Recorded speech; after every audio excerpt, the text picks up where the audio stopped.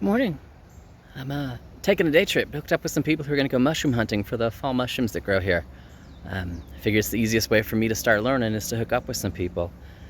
This happens to be Sugar Creek, and it's a cold morning, and it is just really foggy and misty along the creek, and kind of thought I needed to take a picture of it before I got to my final destination. Kind of awesome. It's chilly, it's a cold morning, I'm not gonna lie.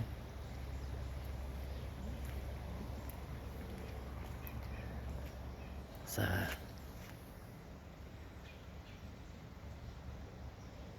I don't know, just thought it looked kind of pretty.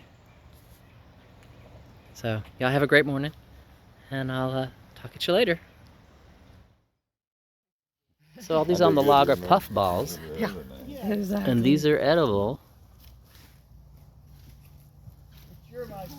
I'm gonna walk down to the edge of the thing there because they're a little larger, and I'm gonna pick a couple.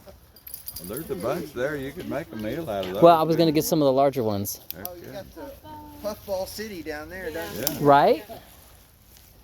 Puffball City. get some of that. Yeah, as long as they're white, I mean. I think it's a good thing for real. Yeah, Puffball City. Here's a nice collection of Lycoperdon piriforme on this wall, young one. You guys not familiar with that. Oh, it's back again. Okay, good. I like it when they change back. So again, these are puff balls. Yes? Those are still white, And these Yeah. are edible if the underneath is white. Now I'm gonna. but I heard they're not very tasty. No, they don't taste like anything. These? Yeah. They're just like It's just like having a fungi. it's just with like a something. tasteless bread. Oh, really? Yeah. Are these chanterelles? They absolutely Anyway, are. I'm gonna pick some. Leucopaxillus, probably laterarius. That's the one that peel away from the. Exactly. Oh, actually, the Leucopaxillus and Paxillus genera do that. Paxillus has a dark spore print, though. But that's not it, right? Or is it? Yeah, Oh, it is. Okay. yeah. Should There's be. lots of those. Yeah, yeah. lots of those. Very common. This is an example. Leucopaxillus. We were out in the woods, and I said one of the things you want to look for when you pick a mushroom is you look for that copious white mycelial mat like that. And if you see that, then that's a good indication that it's saprobic.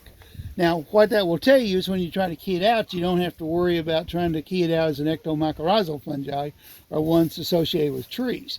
If you don't see that mat, that doesn't necessarily tell you that it's not saprobic. But if you see that feature there, then you can pretty much bet on the fact that it is saprobic. So that's a good little feature to look for. These are saprobic. They have a little bit of a scalloped edge to them.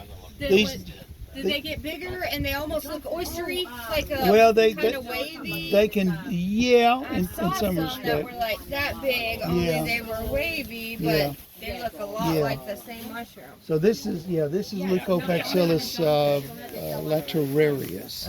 Latericius, I'm sorry, latericius. Oh, that's Plebia incarnata.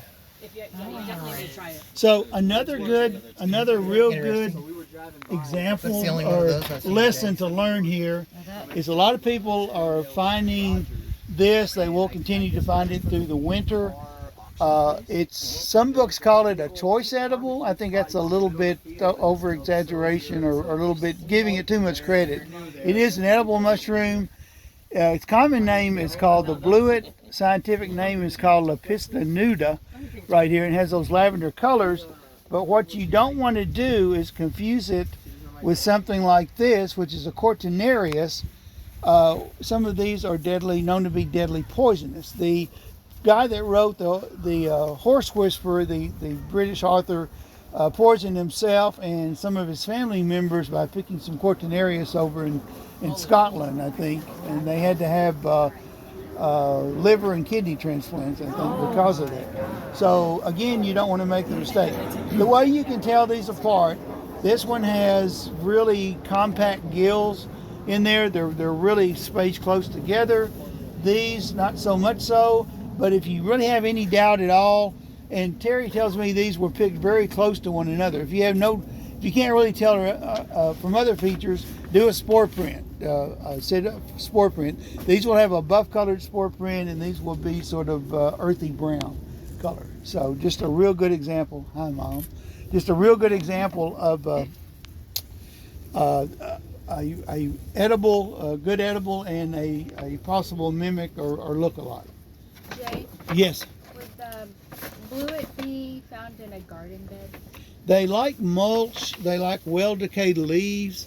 So yeah, they could possibly. They're I think I saprobic. saw those in Yeah. a mass in my garden bed Yeah, last year. it could be a lot But I of was times. too scared to do anything with them. A lot of times, well, better be safe than sorry. I mean, it's better to pass up a potential edible for even a couple of years till you really know and get confirmation of what it is. But they do like. I found them in old grass clippings. I mean, a big pile of grass before in my yard. So my Dirty. compost might have brought them. Yes, so they do like that. They are surprised. I thought these looked more simple. Would you guys mind if I let the fire guys?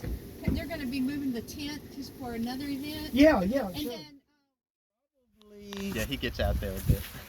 Probably. brilliant. I'm thinking it should turn yellowish. I thought maybe it was Crassorius, Humans but evolved. it's not turning yellowish immediately. So I guess it's another. It's not Crassorius. Right. So And it's a there's all kinds of different theories different about species. space people. Are these Side two belly tiny touch ones? it. Are they like Corius too? Well, we should start feeding them to Sorry. monkeys and see what Sorry. happens. Like them, doesn't it? Yeah, it Yes, yes they are. You can I know, always they should break take a the little gill more. and look for the latex. Do they smell? The- They probably that already one are. didn't to me, but you can do your own. It's true.